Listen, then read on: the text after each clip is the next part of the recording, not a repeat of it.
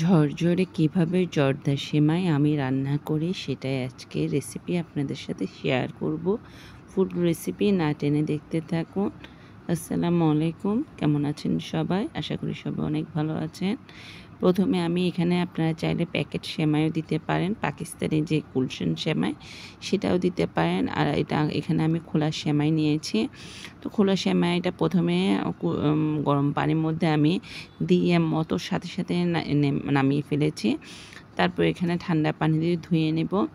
বেশিক্ষণ রেখে দিলে কিন্তু সেমাইটা একদম নরম হয়ে যাবে, ঝরে হবে না।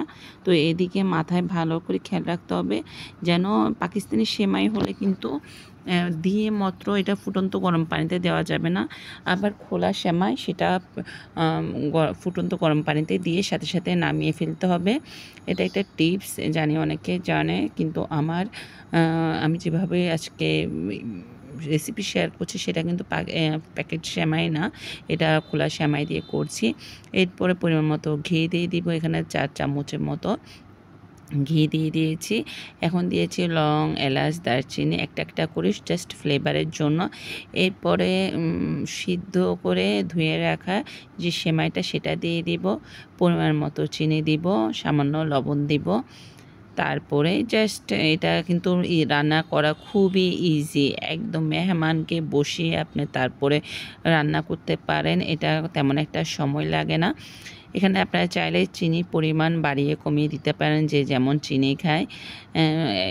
লবণের পরিমাণ একটু দেখে শুনে বুঝে দিতে হবে, কেননা মিষ্টি জাতীয় জিনিসে লবণ একটু পরিমাণে কম লাগে। তো আমি এখানে নারকেল দেব, সবার শেষে নারকেল দিব। চাইলে কিন্তু আপনারা বাদাম, কিশমিশ এগুলো দিতে পারেন। আমার বাচ্চারা যেহেতু বাদাম, কিশমিশ এগুলো দিলে সেমাইয়ের মধ্যে খেতে চায় না, যার কারণে নারকেল দিলাম। তো এইভাবে খেতে দেখছেন কতটা ঝরঝর হয়েছে, দেখুন এখানে কতটা ঝরঝর হয়েছে। তারপরে আমি এখন নারকেল কুচি দিয়ে দিব পরিমাণ মতো।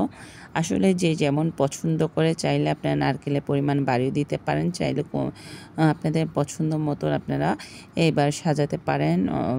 বাদাম কুচি, পেস্তা বাদাম, এরপরে কিশমিশ এগুলো দিতে পারেন। যেহেতু আমার বাচ্চারা খাবে না, সেজন্য আমি আমার মতো করে রান্না করছি, জাস্ট শেয়ার করছি। আমি যেভাবে রান্না করছি সেটাই আপনাদের সাথে শেয়ার করছি।